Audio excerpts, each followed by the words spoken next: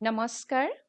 ডিব্ৰুগড় চহৰৰ অগ্ৰণী শিক্ষানুষ্ঠান ৰামেশ্বৰ শৰ্মা ফুকন শংকৰদেৱ বিদ্যা নিকেতনৰ ৰাখী বন্ধন উৎসৱ উদযাপন কাৰ্যসূচীলৈ সকলোকে স্বাগতম জনাইছোঁ। 1993 চনতে প্ৰতিষ্ঠিত হোৱা এই নিকেতনে সুদীৰ্ঘ 29 বছৰকাল শিক্ষা জগতলৈ সেৱা আগবঢ়াই 2019 বৰ্ষত উচ্চতৰ মাধ্যমিক কলা শাখা খুলি ডিব্ৰুগড় চহৰত এটি জাকত জিলিকা শিক্ষানুষ্ঠান হৈ পৰিছে আৰু 2020-21 বৰ্ষত উচ্চ আৰু উচ্চতৰ মাধ্যমিক শাখাত 100% উত্তীৰ্ণ হৈ ডিব্ৰুগড় চহৰলৈ গৌৰৱ কঢ়িয়াই আনিছে। এই নিকেতনে 2020 আৰু 2021 বৰ্ষত COVID-19ৰ পৰিপ্ৰেক্ষিতত বিভিন্ন কাৰ্যক্ৰম অনলাইন আৰু অফলাইন দুয়োটা মোডতে উদযাপন কৰিবলৈ সক্ষম হৈছে। আজিৰ যি কাৰ্যক্ৰম, এই কাৰ্যক্ৰম ৰাখী বন্ধন উৎসৱ। এই ৰাখী বন্ধন উৎসৱত বন্তি প্ৰজ্বলন কৰিবৰ বাবে আমি আমাৰ নিমন্ত্ৰিত বিশিষ্ট অতিথি ডক্টৰ মুকুল চন্দ্ৰ বৰাদেৱক অনুৰোধ জনাইছোঁ। তেখেতে ভাৰত মাতাৰ প্ৰতিচ্ছবিত বন্তি প্ৰজ্বলন কৰিব। সহায় কৰিবৰ বাবে আচাৰ্য জ্যোৎস্না দাস বৰাক অনুৰোধ জনাইছোঁ।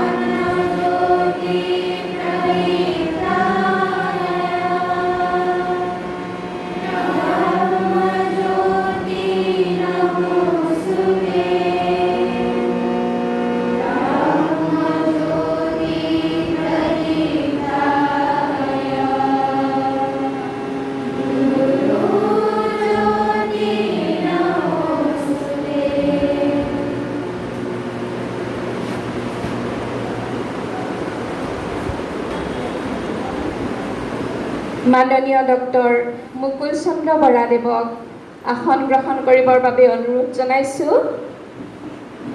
ডক্টৰ মুকুল চন্দ্ৰ বৰাদেৱ ডিব্ৰুগড় বিশ্ববিদ্যালয়ৰ অভিযান্ত্ৰিক বিভাগৰ সঞ্চালকৰ পদত সেৱা আগবঢ়াই আছে।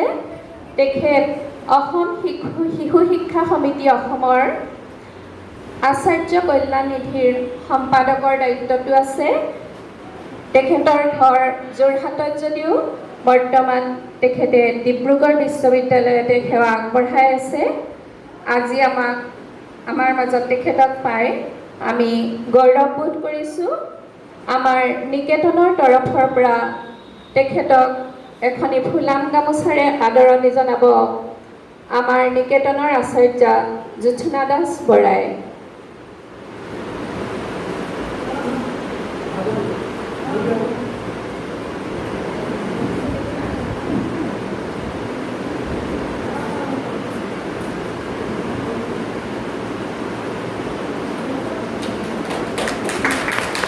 লগতে আমাৰ নিকেতনৰ তৰফৰ পৰা ক্ষুদ্ৰ উপহাৰ তেখেতলৈ আগবঢ়োৱা হৈছে। আশা কৰোঁ তেখেতে সাদৰেৰে গ্ৰহণ কৰিব। এতিয়া আজিৰ দিনটো ক'ব নৱম শ্ৰেণীৰ ছাত্ৰী শ্ৰীমতী গীতাশ্ৰী চুতীয়াই।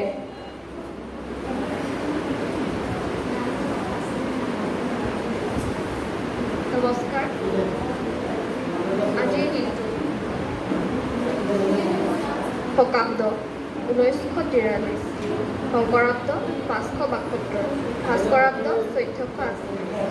আজি দেওবাৰ 2021 বৰ্ষৰ আগষ্ট মাহৰ 22 তাৰিখ, অসমীয়া লেখেৰে ভাদ মাহৰ 5 তাৰিখ। আজিৰ দিনটো সকলোৰে বাবে শুভ হওক, মংগলময় হওক তাৰে কামনা কৰিলোঁ। ধন্যবাদ। ধন্যবাদ গীতাশ্ৰী। এতিয়া ভাৰত মাতাৰ প্ৰতিচ্ছবিত ৰাখি প্ৰদান কৰিবৰ বাবে আমাৰ নিকেতনৰ প্ৰধান আচাৰ্যা আল্পনা বৰবৰা শৰ্মা বাইদেউক অনুৰোধ জনাইছোঁ।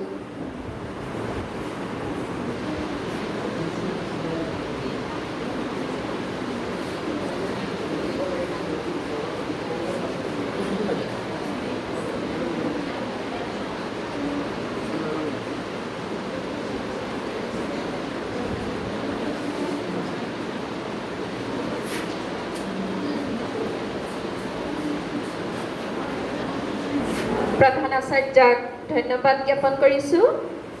এতিয়া ৰাখি বন্ধনৰ পত্ৰক পাঠ কৰিব নিকেতনৰ আচাৰ্যা শ্ৰীযুতা গায়ত্ৰীজিৎ দাসে।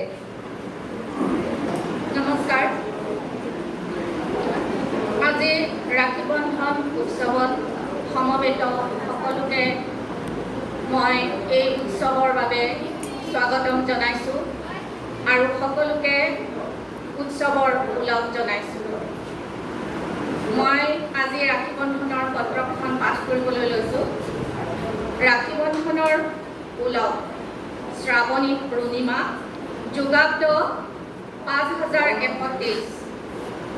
য়ন বধূ বলিৰাজা দানবেন্দ্ৰ মহাবল তেন ত্বাং প্ৰতি বধনামি ৰক্ষে মা চল মা চল।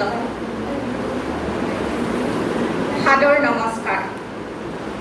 বিশ্বত্ৰাস কৰোণা মহামাৰীয়ে বিগত 1.5 বছৰত সমগ্ৰ বিশ্বৰ সাধাৰণ জনজীৱন স্তব্ধ কৰি পেলাইছে। ঈশ্বৰৰ কৃপাত অন্য দেশৰ তুলনাত আমাৰ পূৰ্বপুৰুষসকলৰ প্ৰচেষ্টাত গঢ়ি উঠা সংস্কৃতিয়ে আমাক বহু পৰিমাণে সুৰক্ষিত কৰি ৰাখিছে। বৰ্তমানো আমি সম্পূৰ্ণ শংকামুক্ত হোৱা নাই, গতিকে আমি পাহৰিব নালাগিব যে এই ৰোগৰ পৰা হাত সৰাৰ উত্তম উপায় হ'ল সামাজিক দূৰত্ব, মাস্কৰ অনিবাৰ্য ব্যৱহাৰ আৰু চেনিটাইজেশ্যন। আশা কৰোঁ সকলোৱে ইয়াৰ পালন কৰি আছে। আমাৰ সংস্কৃতিৰ এক অনন্য প্ৰাচীন পৰম্পৰা হ'ল ৰাখি বন্ধন। উচ্চ নিচ, স্পৃশ্য অস্পৃশ্য ভাৱ আঁতৰাই পৰস্পৰ ভাতৃত্বৰ বান্ধোনেৰে আঁকোৱালি লোৱাৰ এই প্ৰাচীন পৰম্পৰা বিগত কৰোণা মহামাৰীৰ সময়ত স্বতঃস্ফূৰ্তভাৱে আত্মীয়তাৰে আৰ্তজনক সহায় সহযোগিতা আগবঢ়োৱা সামাজিক কৰ্তব্যবোধে সাৰ্থক কৰিছে। এয়াই হ'ল ৰাখি বন্ধনৰ তাৎপৰ্য আৰু মহত্ব। গায়ত্ৰী আচাৰ্যাক ধন্যবাদ জ্ঞাপন কৰিছোঁ। এতিয়া ৰাখি বন্ধনৰ গীত পৰিৱেশন কৰিব নৱম শ্ৰেণীৰ ছাত্ৰী শ্ৰীমতী ভাৰ্গৱী বৰাই। তাবলা সংগত কৰিব অষ্টম শ্ৰেণীৰ ছাত্ৰ শ্ৰীমান হৰ্ষজিৎ দুৱৰাই।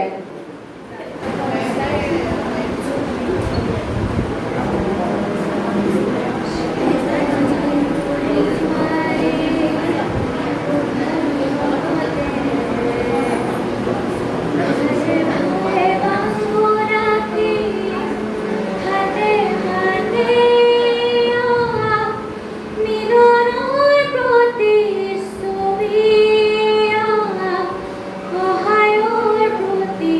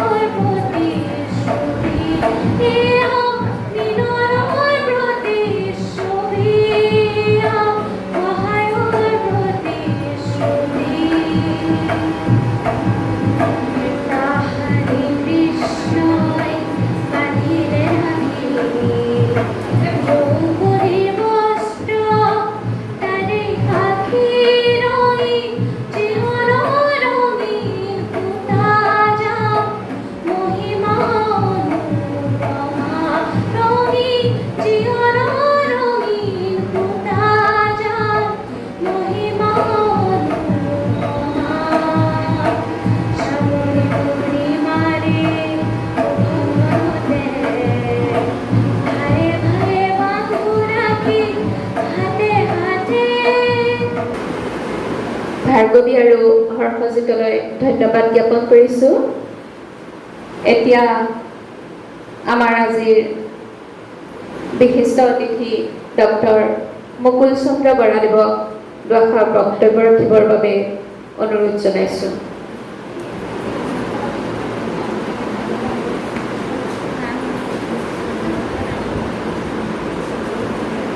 শংকৰদেৱ শিশু নিকেতনৰ প্ৰধান আচাৰ্য মহোদয়, আচাৰ্যসকল, অতিকৈ মৰমৰ শিশুসকল, শিশু বুলিয়েই ক'ব লাগিব, কাৰণ শিশু নহ'ল ইমানে ভেকচিন লোৱা আছে, নাই লোৱা এতিয়া মই এতিয়া শিশু বুলিয়েই গণ্য কৰিবলগীয়া। তাৰমানে এটা বয়সলৈকে আমি তেওঁলোকক শিশু বুলিয়েই গণ্য কৰিব লাগে। তোমালোকৰ নাভাবিবা যে বহুত ডাঙৰ হৈছে, তোমালোক এতিয়া শিশু হৈ আছে, গতিকে সেইকাৰণে মই তেনেকৈ ক'বলৈ গৈছোঁ। আজি পবিত্ৰ ৰাখী পূৰ্ণিমা। এতিয়া আমি পবিত্ৰ বুলি কিয় কওঁ? প্ৰথমটো প্ৰশ্নটো সেইটোৱে হ'ব লাগে যে পবিত্ৰ বুলি আমি কোৱাৰ কাৰণটো কি? কিতাপত কোৱা কথা নহয়, মই নিজে কেতিয়াবা কথাবিলাক জুকিয়াই থাকোঁ, ভাবোঁ যে আচলতে আমাৰ উৎসৱবিলাকক পবিত্ৰ বুলি কিয় কোৱা হয়। অকণমান ৰাখী পূৰ্ণিমাৰ কথা কোৱাৰ আগতে অকণমান দুটামান বেলেগ কথা অকণমান কৰিব বিচাৰিছোঁ, যাতে আপোনালোকে বুজি পায় যে সনাতন সংস্কৃতিৰ লগত ধৰ্ম বুলি বস্তুটো যদিও আমি কওঁ, তথাপিও তাৰ লগত বিজ্ঞানৰ যে এটা ওতঃপ্ৰোত সম্বন্ধ আছে, সেই বস্তুবিলাক আমি আচলতে নাজানো। জানিবৰ কাৰণে যথেষ্ট অধ্যয়নৰ প্ৰয়োজন। সেইখিনি মই ভাবোঁ আপোনালোকক কৰিব। মই চাই আছোঁ কিবাকৈ সহায় কৰিব পাৰি নেকি, তেনেকুৱা ধৰণৰ এখন দুখন কিতাপ লিখিব পৰা যায় নেকি, যাতে মানুহে গম পাওক। আমাৰ মানুহে জনা উচিত যে আমাৰ পূৰ্বপুৰুষৰ হাতত কিমান বিজ্ঞানৰ সম্বল আছিলে, আৰু আমি সেইবিলাক এটা মিছা কথা বা এটা মনে সজা কাহিনী বুলি ভাবি পেলাই আমি তাক বৈজ্ঞানিক ব্যাখ্যাৰ পৰা বৰ্জিত হৈ আজি আমি এনেকুৱা এটা অৱস্থাত আছোঁ, দুদুল্যমান অৱস্থা বুলি যাক কওঁ, যিটো কাৰণে আজি ভাৰতবৰ্ষৰ নিচিনা এখন 135 কোটি মানুহ থকা দেশত এটা নেইল কাটা নবনে আমি বনাব নোৱাৰোঁ। আমাৰ তাৰ বনাব পৰা সামৰ্থ্যও নাই। কথাটো এনেকুৱা ধৰণৰ যে আপোনাৰ যদি ঘৰৰ ভেটি নহয়, এতিয়া আমি কোনটো ফ্ল'ৰত আছোঁ? ফাৰ্ষ্ট ফ্ল'ৰত আছোঁ। ফাৰ্ষ্ট ফ্ল'ৰত থাকিবৰ কাৰণে আপুনি গ্ৰাউণ্ড ফ্ল'ৰৰ পৰা আহিবই লাগিব। এতিয়া আমাৰ বৰ্তমান গ্ৰাউণ্ড ফ্ল'ৰ নাই। আমি আকাশীযানেৰে গতি কৰা এটা জাতি বা এটা সংস্কৃতি বুলি আমি ক'লেও ভুল নহয়। আকাশীযানত আপুনি বহুত দিন গতি কৰিব নোৱাৰে, ক'ৰবাত এনেকুৱা লেণ্ডিং কৰিব লাগিব। আমি তাত লেণ্ডিং কৰিবলৈও জেগা নাই, এনেকুৱা এটা অৱস্থা। এতিয়া সকলোৱে জানো যে আমি ব্ৰহ্মা, বিষ্ণু, ৰুদ্ৰ, আমাৰ ত্ৰিদেৱ বুলি কওঁ আমি যাক। এতিয়া আমি দেখোঁ যে ব্ৰহ্মাক আমি কি বুলি কওঁ?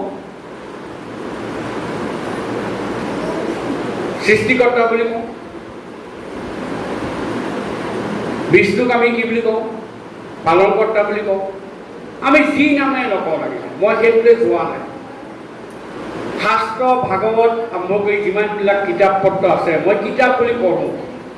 মই হয়তো একমাত্ৰ আপোনালোকৰ মাজত বিৰাজমান এজন ব্যক্তি যি ক্লাছ 7ত মই শ্ৰীমদ ভাগৱত গীতা 21 দ্বাদশ স্কন্ধ ভাগৱত মই ঘৰত পঢ়িছিলোঁ। তেতিয়া মোৰ গাঁৱৰ ওচৰৰ মানুহে কৈছিলে যে তাক এইবিলাক পঢ়িব দি গানটো বলীয়া হ'ব, কিন্তু মইতো এতিয়া বলীয়া নহয়, নিশ্চয় আপোনালোকৰ এজন সুস্থ সবল ব্যক্তি হিচাপে আছে। উদ্দেশ্যটো সেইটো নহয় যে মই সেইখন পঢ়ি বহুত মহান কাম কৰিছোঁ, সেইটো নহয়। সেইখন পঢ়াৰ বিনিময়ত কিছুমান বস্তু মই নিজে ঢুকিয়াবলৈ সামৰ্থ্য পাওঁ। এতিয়া আমাৰ দেৱ দেৱীবিলাকৰ কিছুমান অস্ত্ৰ শস্ত্ৰ থাকে। এতিয়া আমি জানো যে আমাৰ ব্ৰহ্মাৰ হাতত 3-4টা অস্ত্ৰ আছে। শংখ, চক্ৰ, গদা, পদ্ম বুলি আমি যাক কওঁ।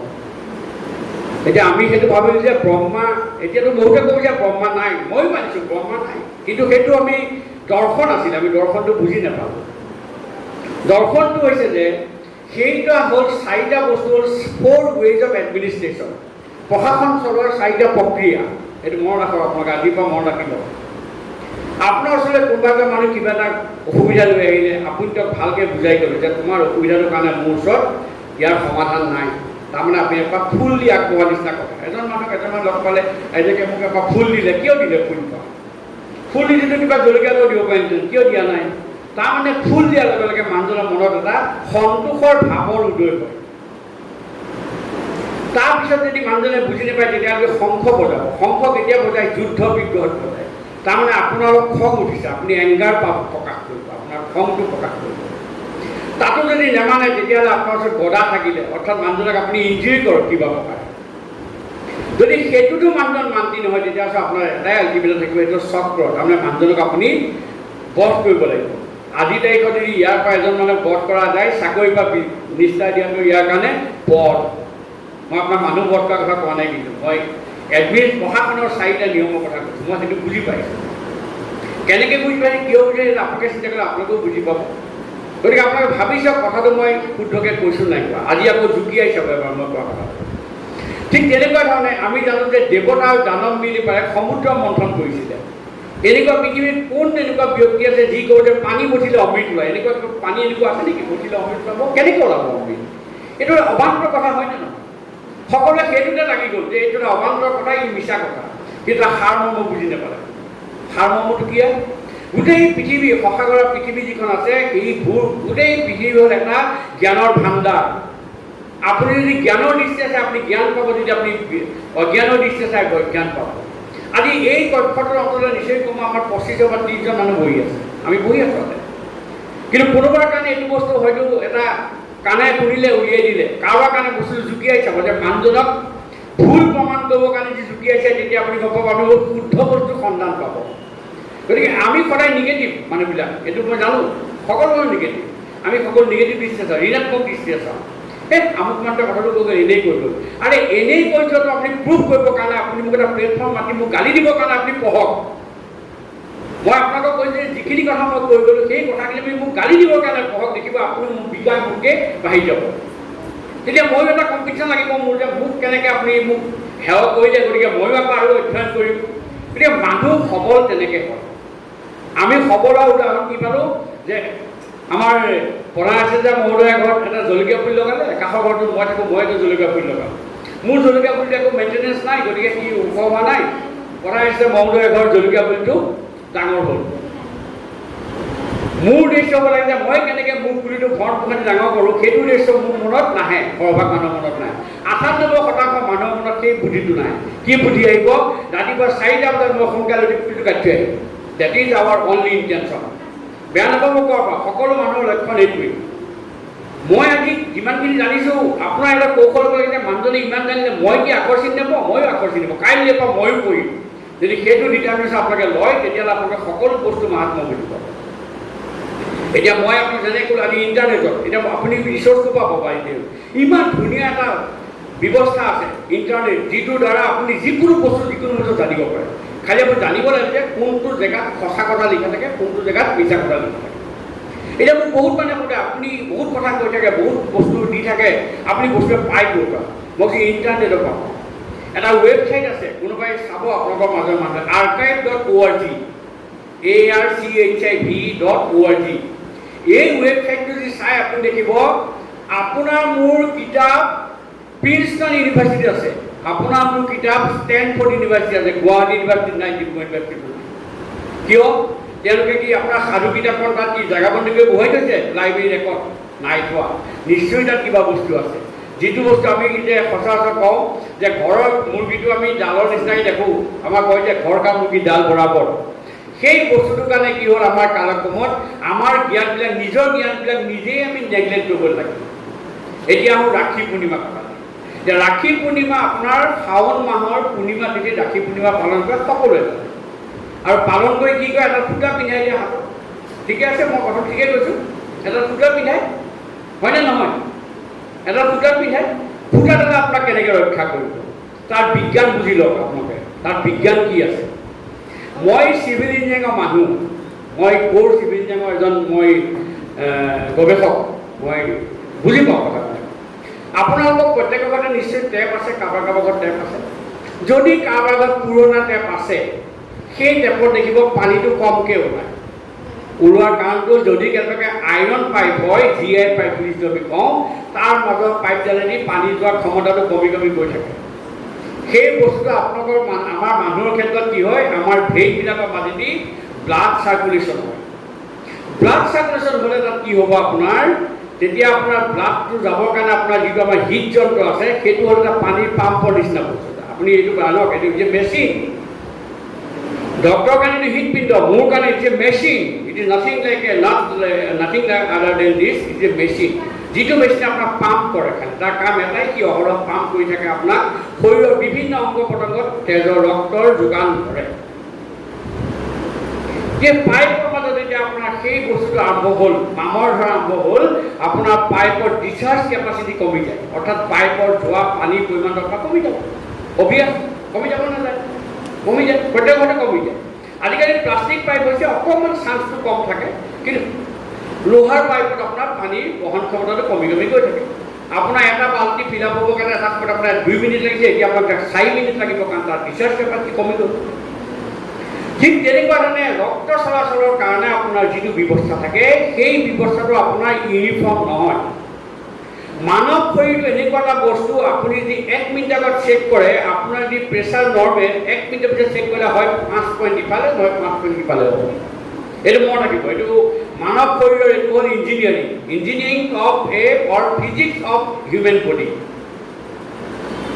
আপোনাৰ গাড়ীখনো চলাই গৈ থাকিলেও আপুনি ইউনিফৰ্ম স্পীডত গাড়ীখন চলাই যাব নোৱাৰে, এইটো যিটো মানুহে কণ্ট্ৰল কৰে, আপুনি নোৱাৰে। কিন্তু আজিকালি কিবা কিবি ডিভাইচ আছে, ক্ৰুজ কিবা স্পীড দিয়ে, ক্ৰুজ মডত যায়, কিবা যায়, এইটো ইউনিফৰ্ম স্পীডত যায়। ইউনিফৰ্ম স্পীডত যোৱা মানে আপোনাৰ তেলটো ইউনিফৰ্ম দিব। এই বস্তুটো ক'ৰ পৰা আৰম্ভ হৈছিলে?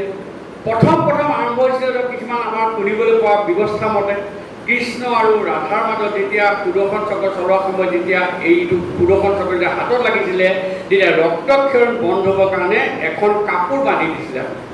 ৰাধাৰ গাৰ পৰা ফালি এখন কাপোৰৰ টুকুৰা বান্ধি দিছিলে। এতিয়াও আমি সেইটোকে বান্ধি দিওঁ।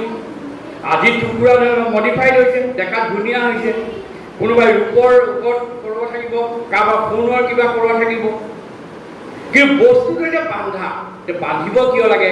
বন্ধাৰ লগে লগে আপোনাৰ যে ভেইনৰ যিটো ফ্ল' কেপাচিটি থাকে, সেই ফ্ল' কেপাচিটি ইউনিফৰ্মিটি আনে তাৰ অৰ্থাৎ তাত এটা ঠিক যিমানটো বেগত বা যিমানটো পৰিমাণৰ তেজৰ সঞ্চালন হ'ব লাগে, সিমানটো পৰিমাণৰ তেজৰ সঞ্চালন হয়।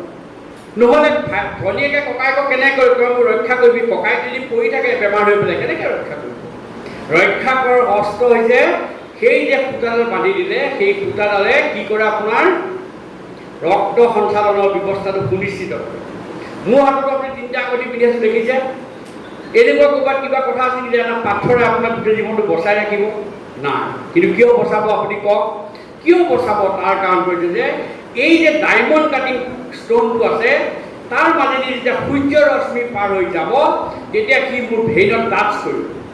সেই ভেইনত টাচ কৰাৰ বিনিময়ত সি ভেইনৰ ষ্টিমুলেশ্যন বঢ়াব, অৰ্থাৎ তাক সঞ্চালনত সুবিধা কৰিব। সেইকাৰণে আপোনাৰ যিবিলাক জেগা আপোনাক কোৱা থাকে যে এইটো বুধৰ ক্ষেত্ৰ, এইটো বৃহস্পতিৰ ক্ষেত্ৰ, এইটো শনিৰ ক্ষেত্ৰ, মই নাজানো। মই এটা সময়ত অধ্যয়ন কৰিছোঁ, আজি মোৰ বহুত বছৰ অধ্যয়ন নাই, মই আপোনাক ক'ব নোৱাৰিম। কিন্তু এনেকুৱা মানুহৰ হাত চোৱা এটা পেচাত পৰিণত হৈছে, মানুহৰ হাত চোৱা দেখিলে চাবলৈ মন যায়। কিতাপখন পঢ়ি আছিলোঁ তেতিয়া, এতিয়া সেইবিলাক কিতাপ পত্ৰ পঢ়া বাদ দিলোঁ, কিন্তু তথাপিও যি সাম্যক জ্ঞান তেতিয়া অৰ্জন কৰিছিলোঁ তাৰ পৰা গতিকে ৰাখী পূৰ্ণিমা বুলি আমি উৎসৱ যিটো পালন কৰোঁ, তাৰ মাহাত্ম্য সুদূৰ প্ৰসাৰী মাহাত্ম্য মানে কি? তাক মই চায়েন্সটো কৈছোঁ আপোনাক বহুতে ক'ব এই ৰছীডাল মাৰিলে কি হ'ব? তেনেকৈতো মাক বাপেকক মানিব একো লাভ নাই। যদি একো বস্তু মানি লাভেই নাই, তেতিয়াহ'লে what for we are living? মোৰ এক্সিষ্টেঞ্চ কি আজি তাৰিখত? যিমানবিলাক আমাৰ সেই বস্তু আছিলে, সেই বস্তুবিলাকৰ প্ৰত্যেকতে এটা বিজ্ঞান আছে। ভস্মাসুৰৰ কাহিনীও আপোনালোকে শুনিছে যে ভস্মাসুৰক শিৱই বৰ দিলে যে যাৰ মুখতে হাত দিবা সিয়েই ভস্ম হ'ব। তাৰপিছত যেতিয়া ক'লে যে মোৰ তেতিয়া পৰীক্ষা কৰিবলৈ মানুহ নাই, তোমাৰ মতে হাত দিব লাগিব। কৃষ্ণ শিৱ পলাই কাপোৰ কানি চব ফুলি গ'ল, বাঘৰ চালত ফুলি গৈ পেলাই তেনেকুৱাতে কৃষ্ণ আহিলে, ইফালৰ পৰা আহি পেলাই ক'লে ৰ'বা তোমাৰ কি হ'ল? তোমাৰ ইমান দৌৰিছা কিয়? তুমি সেই মানুহটো খেদি ফুৰি যাব পিছফালে। কৃষ্ণ ভেকচিন লৈ আহিছে, ক'লে মই এনেকৈ তেখেতে বৰ দিছে, মই তেখেতে বৰটো পৰীক্ষা কৰিব লাগে। সেইটো এনেকুৱা সহজ কথা, তোমাৰ নিজৰ মনত হাত দি চোৱা, তুমি গম পাই যাবা এইটো হয় নহয়। শিৱই ভস্মাসুৰ এতিয়া নিজৰ ওপৰত হাত দিলে, তেতিয়া লগে লগে ভস্মাসুৰ নিজে ভস্ম হৈ গ'ল। তাৰমানে সেইটো আপুনি বাদ দিয়ক, ভস্মাসুৰ আছিল নে নাই, শিৱ আছিল নে নাই, সেইটো আপোনাৰ মোৰ আজিলৈকে বিচাৰ্য বিষয় নহয়। তাৰ যিটো দৰ্শন সেইটোৱে কি কৈছে, সেইটোৱে কৈছে যে অপাত্ৰ যদি অধিককৈ মানে শক্তি পোৱা যায়, সেই শক্তিৰ পৰা বিনাশৰ বাহিৰে আপুনি একো নাপায়। এইটো মোৰ নাই। এতিয়া মই আপোনালোকক এই কথাটো কৈছোঁ যে ৰাখি পূৰ্ণিমাৰ বিষয়ে মই যিটো মাহাত্ম্যৰ কথা ক'লোঁ, সেইটোৱে হ'ল তাৰ বৈজ্ঞানিক বিশ্লেষণ। অৰ্থাৎ এডাল সূতাই আপোনাৰ জীৱন ৰক্ষা এইকাৰণেই কৰে যে it acts as a material which stimulates the blood flow' mechanism of the human being. আৰু সিমানখিনিয়ে ক'লোঁ। আৰু মই ক'বলৈ হ'লে আপোনালোকক গোটেই ৰাতি দিন শেষ হৈ যাব, মোৰ শেষ নহ'ব, গতিকে মই ক'ব বিচৰা নাই। কিন্তু জানক এইটো বস্তু আপোনালোকে আজিৰ পৰা এইটো বস্তু ভাবি লওক যে আমাৰ যিবিলাক পৌৰাণিক শাস্ত্ৰ বা পৌৰাণিক গ্ৰন্থত যিবিলাক বস্তু লিখা আছে, সেই বস্তুবিলাকৰ প্ৰত্যেকৰ এটা বৈজ্ঞানিক বিশ্লেষণ আছে। আৰু আমি যদি গোটেই বৈজ্ঞানিক বিশ্লেষণৰ দৃষ্টিত নিব পাৰোঁ, তেতিয়া আমাৰ জীৱনলৈ সচলতা আহিব, নহ'লে আমাৰ জীৱনলৈ সচলতা নাহে। এইখিনিকে কৈ মোক এইকণ ক'ব পৰাৰ কাৰণে, সুযোগ দিয়াৰ কাৰণে মই সমূহ কৰ্তৃপক্ষ, লগতে ছাত্ৰ ছাত্ৰীৰ পৰা আৰম্ভ কৰি আমাৰ যিমান আচাৰ্য আছে সকলোলৈকে মই পুনৰ এবাৰ সেৱা জনাই মই মোৰ এই খন্তেকীয়া কথাখিনি আপোনালোকক ক'লোঁ। বহুত কথা ক'লোঁ, কিন্তু চমুকৈ ক'লোঁ। আপোনালোকে এতিয়া ভাবিবলৈ খোৰাক পাব, ভাবক। যদি নাই ভাবে মানে আজিৰ পৰা ভাবক, কোৱা কথাখিনি মোক মিছা প্ৰমাণ দৰে ভাবক, আপুনি তেতিয়া আপোনাৰ বিকাশ হ'ব। মোতকৈ বেছি হ'ব। মই বিচাৰোঁ যে মোতকৈও বেছি বিকাশশীল ব্যক্তি জন্ম হওক। মই যিমানখিনি জানো তাতকৈ বেছি জানো। এইখিনিকে কৈ মোৰ এই বক্তব্য সামৰণি মাৰিছোঁ। যদি কিবা ভুল ত্ৰুটি হৈছে বেয়া চেয়া নাপাব। অশেষ ধন্যবাদ। নমস্কাৰ। শ্ৰদ্ধাৰ ডক্টৰ মুকুল চন্দ্ৰ বৰাদেৱক ধন্যবাদ জ্ঞাপন কৰিছোঁ। তেখেতে অতি সহজ সৰল ভাষাৰে অতি তত্ত্বগধুৰ যি ভাষণ আগবঢ়ালে, তাৰ বাবে তেখেতৰ ওচৰত আমি কৃতজ্ঞ হৈ ৰ'লোঁ। আশা কৰোঁ ছাত্ৰ ছাত্ৰীসকলৰো কথাখিনি বোধগম্য হৈছে যে আমাৰ ভাৰতত যিবোৰ উৎসৱ পালন কৰা হয় তাৰ সকলোৰে এটা বৈজ্ঞানিক ভেটি আছে বুলি তেখেতে বক্তব্যত কৈ গৈছে। তেখেতক পুনৰবাৰ ধন্যবাদ জ্ঞাপন কৰিছোঁ। এতিয়া আমাৰ নিকেতনৰ সপ্তম শ্ৰেণীৰ ছাত্ৰ শ্ৰীমান মনজিৎ গগৈ আৰু শ্ৰীমান বিকি দেউৰীৰ কবিতা আবৃত্তি আছে। দুয়োজন ছাত্ৰকে কবিতা আবৃত্তি কৰিবৰ বাবে অনুৰোধ জনাইছোঁ।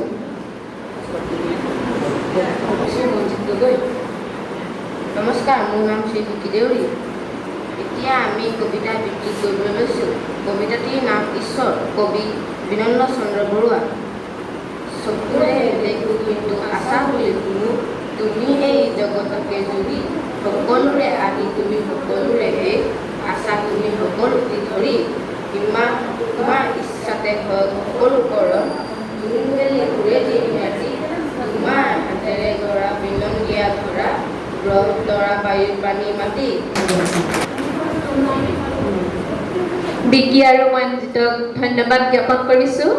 এতিয়া ৰাখী বন্ধনৰ দুআষাৰ বক্তব্য ৰাখিব আমাৰ নৱম শ্ৰেণীৰ ছাত্ৰ শ্ৰীমান নিবিড় নাৰায়ণ বৰুৱাই।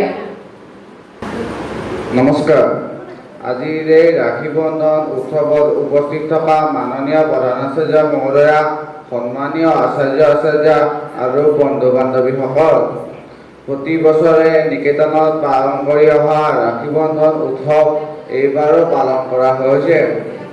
আজি এই ৰাখী বন্ধনৰ বিষয়ে চমুকৈ দুআষাৰ কথা ক'বলৈ ওলাইছোঁ। ৰাখী বন্ধন উৎসৱ প্ৰতি বছৰৰ শাওণ মাহৰ পূৰ্ণিমাৰ দিনাখন পালন কৰা হয়। এই উৎসৱৰ উদ্দেশ্য হৈছে ভাই ভনীৰ মাজত থকা মৰম চেনেহৰ এনাজৰীডাল টানকৈ বান্ধি ৰখা। ভনীয়েকে ভায়েকৰ সোঁহাতৰ মণিবন্ধনত ৰাখি বান্ধি দিয়ে আৰু ভায়েকে ভনীয়েকক ৰক্ষাৰ প্ৰতিশ্ৰুতি দিয়ে। ৰাখী বন্ধন উৎসৱ সমগ্ৰ ভাৰতৰ লগতে অসমতো পালন কৰা হয়। আনকি বেলেগ বেলেগ দেশসমূহতো এই উৎসৱ পালন কৰা হয়। বিশেষকৈ নেপালতো বৰ ধুমধামকৈ এই উৎসৱ পালন কৰা হয়। ৰাখী বন্ধনৰ আৰম্ভত বহুতো আখ্যান উপাখ্যান পোৱা যায়। তাৰে ভিতৰতে এটা হৈছে এবাৰ দেৱতা আৰু ৰাক্ষসসকলৰ মাজত যুদ্ধ হৈছিলে। যুদ্ধত দেৱতাসকল পৰাজয়ৰ দিশে আগবাঢ়িছিলে। তেতিয়া দেৱতাৰ ৰজা ইন্দ্ৰই উপাসীন হৈ দেৱগুৰুৰ ওচৰলৈ গ'ল। দেৱগুৰুৱে কিন্তু পত্নী ইন্দ্ৰাণীৰ ওচৰতে ইয়াৰ উপায় আছে বুলি ক'লে। তেতিয়া ইন্দ্ৰই পত্নী ইন্দ্ৰাণীৰ ওচৰত গৈ সকলো কথা ক'লে। তেতিয়া ইন্দ্ৰাণীয়ে ইন্দ্ৰৰ সৌহাতৰ মণিবন্ধনত এডাল ৰছী বান্ধি দেৱতাসকলৰ জয় নিশ্চিত কৰিলে। সেই দিনটোৱে আছিলে শাওণ মাহৰ পূৰ্ণিমা তিথি। কোৱা হয় কি তেতিয়াৰ পৰা ৰাখী বন্ধন পালন কৰা হয়। ইয়াৰ উপৰিও বহুতো আখ্যান উপাখ্যান ৰাখী বন্ধনৰ বিষয়ে পোৱা যায়। এইখিনি কথা কৈ মোৰ চমু বক্তব্য সামৰণি মাৰিলোঁ। ধন্যবাদ। নৱম শ্ৰেণীৰ ছাত্ৰ নিবিড়ক ধন্যবাদ জ্ঞাপন কৰিছোঁ। এতিয়া ৰাখী বন্ধন আৰম্ভ কৰা হ'ব এটি শ্লোকেৰে। এই শ্লোক পৰিৱেশন কৰিবৰ বাবে নৱম শ্ৰেণীৰ ছাত্ৰী শ্ৰীমতী স্নেহা বৰঠাকুৰক অনুৰোধ জনাইছোঁ।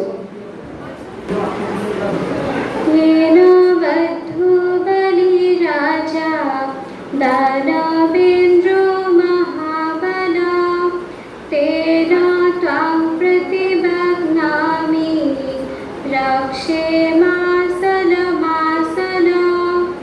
येन बद्धो बलिराजा दानवेन्द्र महाबल तेन त्वां प्रतिबध्नामि रक्षे এতিয়া ইজনে সিজনৰ হাতত ৰাখী বন্ধন কৰিবৰ বাবে অনুৰোধ জনাইছোঁ। আমাৰ আজি ৰাখী বন্ধন উৎসৱৰ লগত সংগতি ৰাখি কেইটিমান অনুষ্ঠান আমি বিচিত্ৰানুষ্ঠান হিচাপে আগবঢ়াম। আমাৰ ছাত্ৰ ছাত্ৰীসকল সাজু হৈ আছে। এই ৰাখী বন্ধনৰ পিছতে আমাৰ বিচিত্ৰানুষ্ঠান আৰম্ভ হ'ব।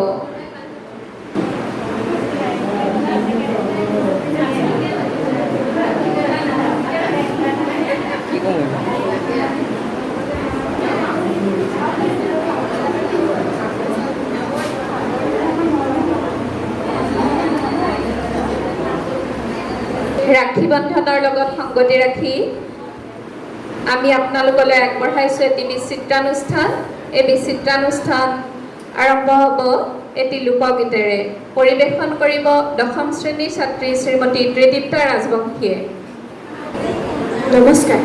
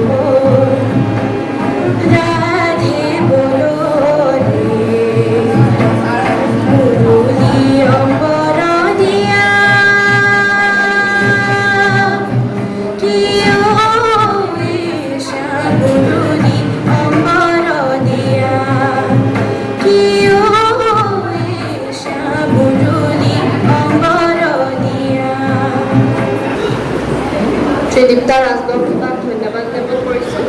এইবাৰ মুকুট শ্ৰেণীৰ ছাত্ৰী ৰীতাশ্ৰী বেজবৰুৱাৰ এটি নৃত্য আগবঢ়াইছে।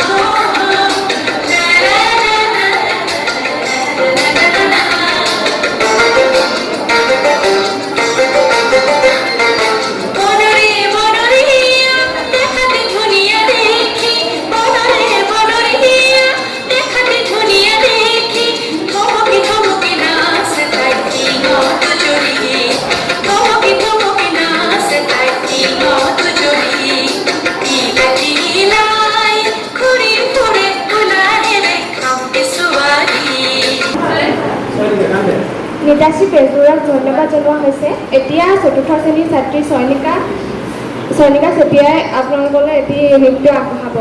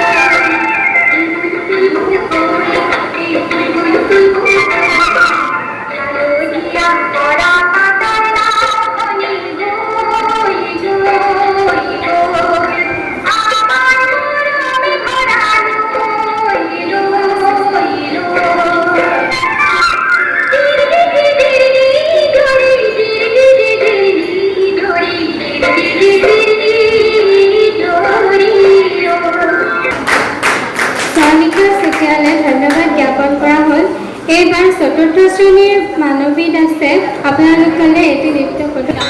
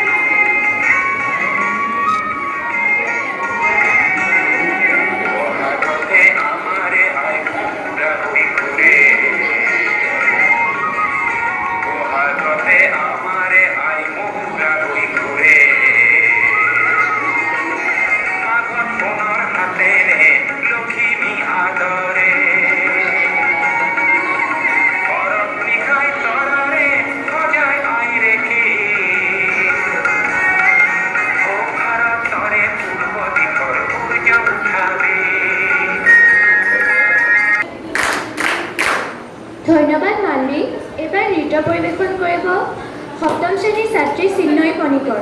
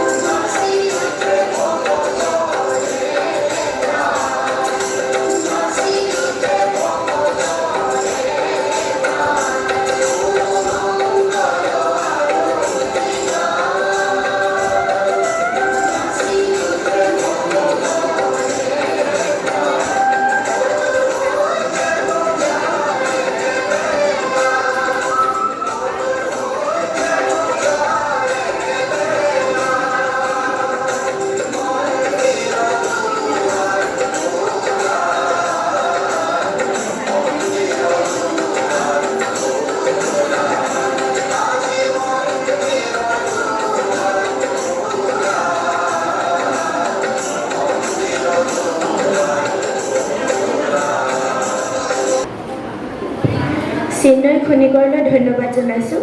এতিয়া আপোনালোকলৈ এটি নৃত্য পৰিৱেশন আগবঢ়াব নৱম শ্ৰেণীৰ ছাত্ৰী ৰীম নেওগে।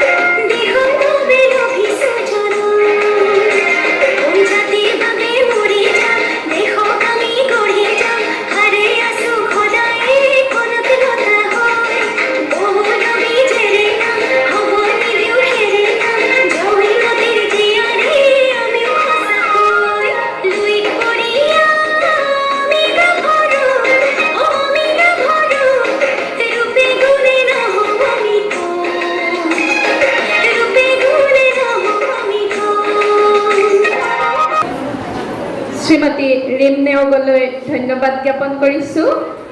আমি আহি অনুষ্ঠানৰ প্ৰায় শেষৰ পৰ্যায়ত উপনীত হৈছোহি। এতিয়া আমি আপোনালোকলৈ আগবঢ়াইছোঁ আমাৰ নিকেতনৰ আচাৰ্যা গায়ত্ৰীজিৎ দাসৰ কবিতা আবৃত্তি। নমস্কাৰ। কবিতাটি মই নিজে লিখিছিলোঁ আৰু আজিৰ এই বিশেষ দিনটোৰ বাবে উপযুক্ত বুলি ভাবিছিলোঁ আৰু মই মোৰ সহকৰ্মীসকলৰ লগত এনেদৰে কেতিয়াবা নিজে লিখা কবিতাটি পাঠ কৰি শুনাবলৈ ভাল পাওঁ। কেতিয়াবা মাজে মাজে দুই এটা লিখোঁ আৰু সি তেওঁলোকৰ মাজৰ পৰাই কিবা হৈছে বুলি স্বীকৃতি অনুভৱ কৰোঁ। কবিতাটিৰ শিৰোনাম নিষ্কলুষ আত্মীয়তা। শাওনৰ মেঘমুক্ত আকাশত পূৰ্ণিমাৰ ৰাতিৰ ঘূৰণীয়া জোন, আকাশী সত্তাৰে ক'লেহি দেখোন পৃথিৱী, ভগিনী মোৰ তুমিতো প্ৰেমৰ দাপোন। মণিবন্ধনত মোৰ উজলিছে আজি তোমাৰ আস্থা আৰু বিশ্বাস মাথোন। ক্লান্ত শ্ৰান্ত হৃদয়বোৰতো সেয়ে ভাহি উঠে প্ৰশান্তিৰ সুৰীয়া সপোন। ধন্যবাদ। এতিয়া কল্যাণ মন্ত্ৰ আছে। কল্যাণ মন্ত্ৰৰ আঁত ধৰিবৰ বাবে আচাৰ্যা জ্যোৎস্না দাস বৰাক অনুৰোধ জনাইছোঁ। সাৱধান কল্যাণ মন্ত্ৰ। সৰ্বে ভৱন্তু